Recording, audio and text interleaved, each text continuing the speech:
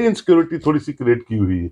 आप कहीं ईद की छुट्टी बंद कर देते हैं, कहीं अननेसेसरली आपके लोग जो है बिला वजह सड़कों पे नमाज पढ़ने की बात कर देते हैं, जो होता नहीं है। हमने तो देखा नहीं कभी सड़कों पे नमाज पढ़नी बिला वजह, जहाँ मस्जिदें हैं, जहाँ घरों में नमाज पढ़ते हैं लोग। तो मजहब में औरतों को कोई प्राविधान नहीं है कि वो दरगाहों पे जाएं, जनाजों पे जाएं।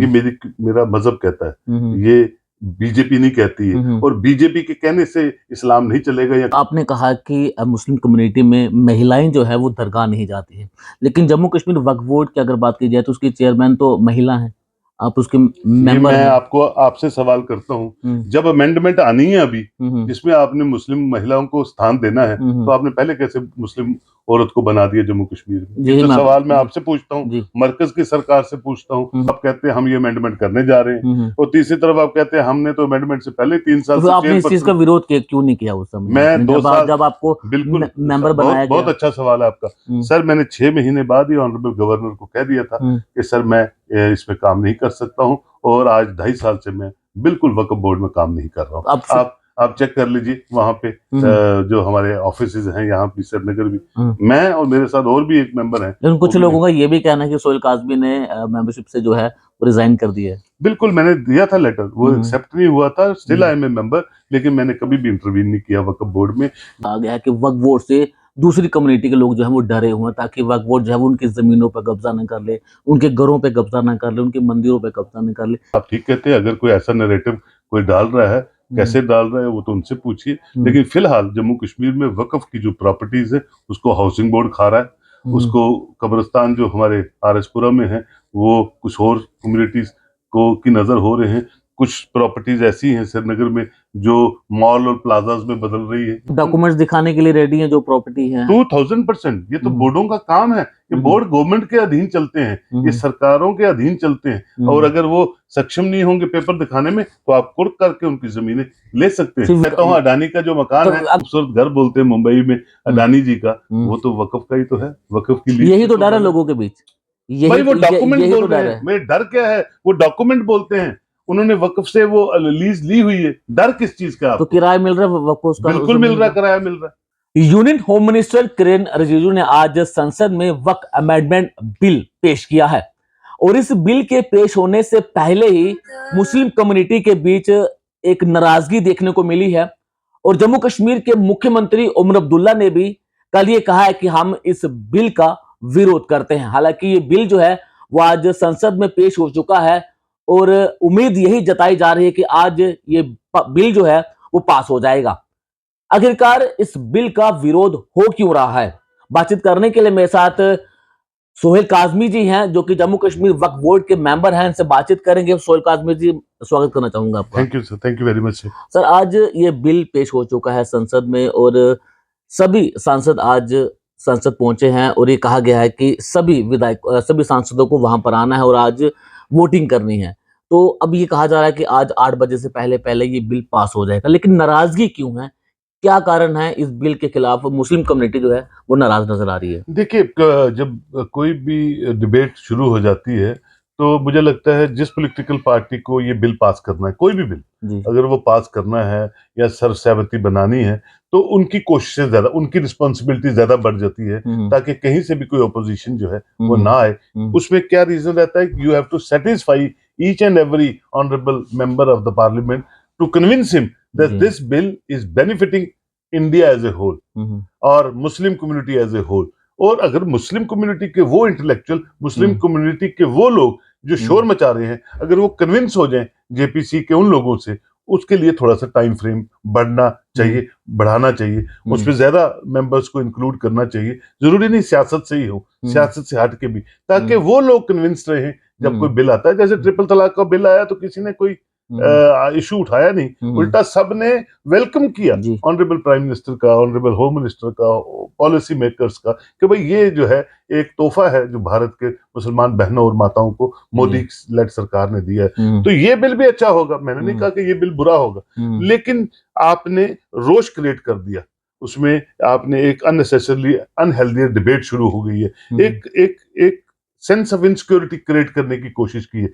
वो रिस्पॉन्सिबिलिटी, वो सेंस ऑफ इनसिक्योरिटी ना बने, उसको दूर करने की रिस्पॉन्सिबिलिटी मरकज की रहती है, मरकज की सरकार की रहती है, ताकि हम तभी आगे बढ़ सकते हैं। कोई भी मुल्क, अच्छा मुल्क जो है, जमहूरी तर्जों पे चलने वाला मुल्क जिसको भारत बोलते हैं, वो तभी आगे बढ़ेगा जब मेजॉरिटी कम्युनिटी ये कहे कि मुझे माइनॉरिटी कम्युनिटी का हाथ पकड़ के मुल्क को चलाना है। जैसे हम इलेक्शंस में भीख मांगते हैं वोट के लिए पूरी हिंदुस्तान के हर स्टेट, हर कोने में, वो खूबसूरती और वो मोहब्बत जो है रिफ्लेक्ट होनी चाहिए हर बिल में।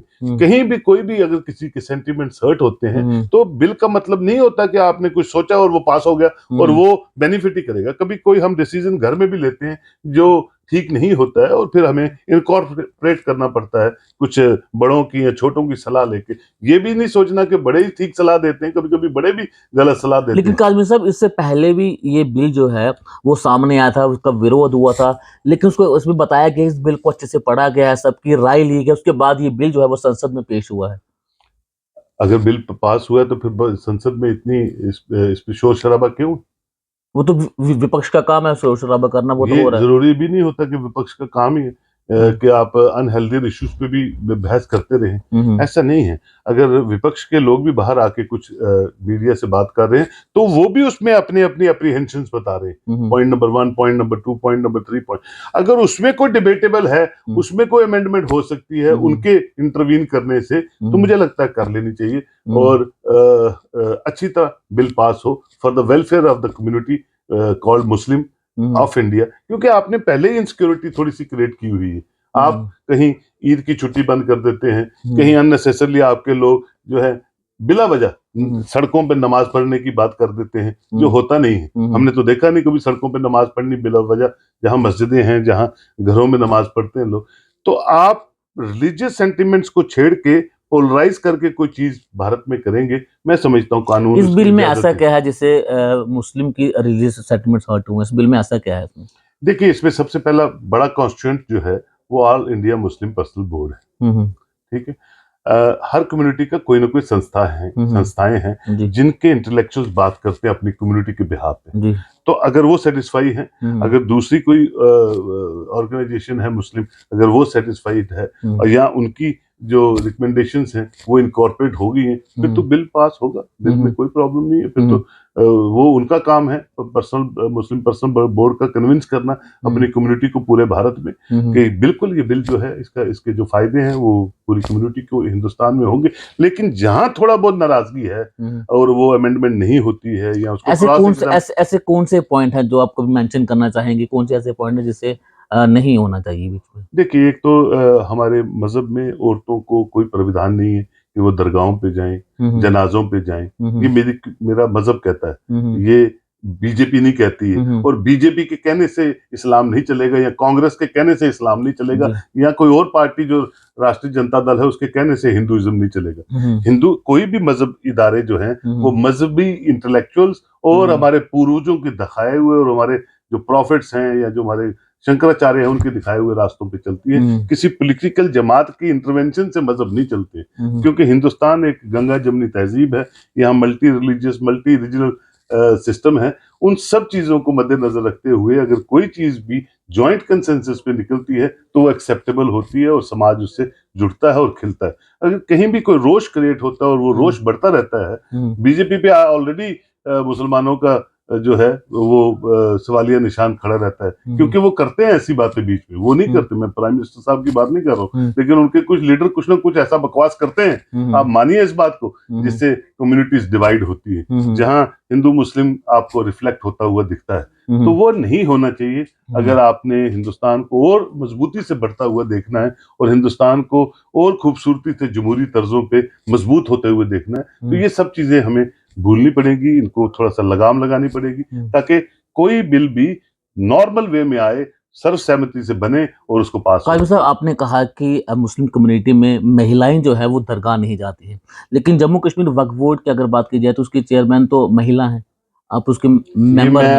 आपसे सवाल करता हूँ, जब अमेंडमेंट आनी है अभी जिसमें आपने मुस्लिम महिलाओं को स्थान देना है, तो आपने पहले कैसे मुस्लिम औरत को बना दिया जम्मू कश्मीर में? ये तो सवाल मैं आपसे पूछता हूँ, मरकज की सरकार से पूछता हूँ और वहां की क़यादत से पूछता हूँ। आप मुझे बता दीजिए ना। फिर जब अमेंडमेंट करने की क्या जरूरत है? अगर आप सब कुछ पहले कर ही रहे हैं तो फिर सर ये अमेंडमेंट में क्यों इस पॉइंट को रखा इसको गया? कहते हैं डिक्टोरल पॉलिटिक्स। आप डिक्टोरल पॉलिटिक्स से दिखाते हैं, एक तरफ आप कहते हैं सबका साथ सबका विकास, दूसरी तरफ आप कहते हैं हम ये अमेंडमेंट करने जा रहे हैं, और तीसरी तरफ आप कहते हैं हमने तो अमेंडमेंट से पहले 3 साल तो से आपने इस चीज का विरोध क्यों नहीं किया उस समय? मैं आपने 2 साल जब आपको बिल्कुल मेंबर बनाया बहुत गया। अच्छा सवाल है आपका सर। मैंने 6 महीने बाद ही ऑनरेबल गवर्नर को कह दिया था कि सर मैं इसमें काम नहीं कर सकता हूं, और आज 2.5 साल से मैं बिल्कुल वक्फ बोर्ड में काम नहीं कर रहा हूं। आप चेक कर लीजिए वहां पे जो हमारे ऑफिसेज हैं यहाँ भी श्रीनगर भी, मैं और मेरे साथ और भी एक मेंबर हैं। लेकिन कुछ लोगों का ये भी कहना है कि सोहेल काज़मी ने मेंबरशिप से जो है रिजाइन कर दी है। बिल्कुल, मैंने दिया था लेटर, वो एक्सेप्ट नहीं हुआ था, still I am a member, लेकिन मैंने कभी भी इंटरवीन नहीं किया वक्फ बोर्ड में। जहां आपका दिल और दिमाग काम ना करता हो, जहां साथ देने का, तो मुझे लगता है उससे बैक फुट पे आ जाना ज्यादा बेटर होता है। अब ये सियासी लोग हैं, सियासी लोगों को अपीस करके चेयरपर्सन बना दिया, उसके फायदे क्या है और नुकसान क्या है आप पब्लिक डोमेन में जाके पूछिए। आप जर्नलिस्ट हैं, सीनियर जर्नलिस्ट हैं, लेकिन उसके नुकसान ज्यादा आए हैं, फायदा भारतीय जनता पार्टी। काज़मी साहब, एक चीज मैं आपको बताना चाहूंगा, सोशल मीडिया पर एक बूम सा आ गया है कि वक्फ बोर्ड से दूसरी कम्युनिटी के लोग जो है वो डरे हुए हैं, ताकि वक्फ बोर्ड जो है वो उनकी जमीनों पर कब्जा न कर ले, उनके घरों पे कब्जा न कर ले, उनके मंदिरों पे कब्जा न कर ले। इस तरह की चीजें जो हैं वो सोशल मीडिया पर वायरल हैं। बिल्कुल, आप ठीक कहते हैं। अगर कोई ऐसा नैरेटिव कोई डाल रहा है, कैसे डाल रहा है वो तो उनसे पूछिए, लेकिन फिलहाल जम्मू कश्मीर में वक्फ की जो प्रॉपर्टीज है उसको हाउसिंग बोर्ड खा रहा है, उसको कब्रिस्तान जो हमारे आरएसपुरा में है वो कुछ और कम्युनिटीज को की नजर हो रहे हैं। कुछ प्रॉपर्टीज ऐसी हैं श्रीनगर में जो मॉल और प्लाजाज में बदल रही है। मैं वक्फ बोर्ड की प्रॉपर्टीज की बात कर रहा हूँ, ये आप पब्लिक डोमेन में जाके कंफर्म कर लीजिए, और अगर आपको झूठ लगेगा फिर मुझसे सवाल कीजिए, मैं आपको नाम, एड्रेस और उसकी लोकेशंस तक दे दूंगा। लेकिन ये भी बातें सामने है कि वक्फ बोर्ड ने जो उनके पास प्रॉपर्टी है इस समय, उसका 55 से 60% हिस्सा जो है वो उन्होंने एनक्रोच किया है। हो सकता है, तो उसके लिए लॉ इन्फोर्सिंग एजेंसीज बैठी हैं, हम सब बुद्धिजीवी लोग बैठे। अगर ऐसा कोई भी आपके नोटिस में आता है, आप बिल्कुल केस कर सकते हैं, आरटीआई कर सकते हैं, गवर्नमेंट के सामने रख सकते हैं, और लॉ इन्फोर्सिंग एजेंसी अब डॉक्यूमेंट्स दिखाने के लिए रेडी हैं जो प्रॉपर्टी है। 2000%। ये तो बोर्डों का काम है, ये बोर्ड गवर्नमेंट के अधीन चलते हैं, ये सरकारों के अधीन चलते हैं, और अगर वो सक्षम नहीं होंगे पेपर दिखाने में तो आप कुर्क करके उनकी जमीनें ले सकते हैं। फिर विरोध की चीज का फिर अमेंडमेंट तो यही चीजें हो रही है। देखिए, वक्फ क्या है? वक्फ गवर्नमेंट की दी हुई चीजें नहीं है। वक्फ वो चीजें हैं जो पूर्वजों के, किसी की औलाद नहीं थी, किसी के बच्चे बाहर चले गए, किसी के पास सरप्लस चीजें थी, वो अपनी कम्युनिटी के लिए मरने से पहले वक्फ करता है। जैसे आप आई अपनी डोनेट करते हैं, कुछ और ऑर्गन्स को डोनेट करते हैं, उसी तरह ये एक कंसेप्ट था इस्लाम में कि आप खुदा की राह में ये चीजें वक्फ कर सकते हैं। फिर कब्जा करने वाली बातें कहां से आने कि वक्फ बोर्ड जो है वो जमीनों पे कब्जा कर रहा है? वो तो मैं आपसे सुन रहा हूँ, और आप मुझे बोल रहे हैं, या जो भी आपके पास सोशल मीडिया पर ये चीजें आ रही हैं, सोशल मीडिया पे आज संसद में भी जवाब दे रहा हूँ। अब ऑनरेबल होम मिनिस्टर ये कह रहे हैं कि वक्फ बोर्ड को स्ट्रेंथन करना, नहीं तो पार्लियामेंट भी वो कहेंगे हमारी है। तो मैं कहता हूँ अडानी का जो मकान है, अगर संसद में ये बात उठी है, सोचिए कि संसद एक कानून का यहाँ पर कानून बनाए जाते हैं, अगर वहां पर ये चीजें उठी हैं और एक बड़े मंत्री कह रहे हैं कि अगर ये बिल पेश नहीं होता तो वक्फ बोर्ड जो है वो संसद पर भी, संसद की जो जमीन है उस पर आपसे मैं सवाल करता हूँ, इज इट पॉसिबल? जिस पार्लियामेंट के आगे देखने से आपको पुलिस उठा के ले जाती है, तो संसद में अगर इस चीज को आपसे सवाल कर रहा हूँ, आप फोटो नहीं खिंचवा सकते हैं, सेल्फी नहीं ले सकते संसद के बाहर, और होम मिनिस्टर ऐसी बात कर रहे हैं, तो कितना अनफॉर्चुनेट है। This is very unfortunate. और जहां जमीनें अलॉटेड हैं, जिसको आप सबसे खूबसूरत घर बोलते हैं मुंबई में अडानी जी का, वो तो वक्फ का ही तो है, वक्फ की लीज। यही तो डर है लोगों के बीच, भाई वो डॉक्यूमेंट बोल रहे हैं, मेरे डर क्या है, वो डॉक्यूमेंट बोलते हैं, उन्होंने वक्फ से वो लीज ली हुई है, डर किस चीज का? तो किराया मिल रहा है वक्फ का? बिल्कुल मिल रहा है, किराया मिल रहा है। इसमें प्रॉब्लम क्या है? ये जो औकाफ मार्केट है आपका गांधीनगर में, वहां तो 140 दुकानें हैं, तो वो वक्फ ने बनाई है, वक्फ के लेसी हैं, वो वक्फ को किराया आ रहा है, तो इसमें बुरी बात क्या है भैया?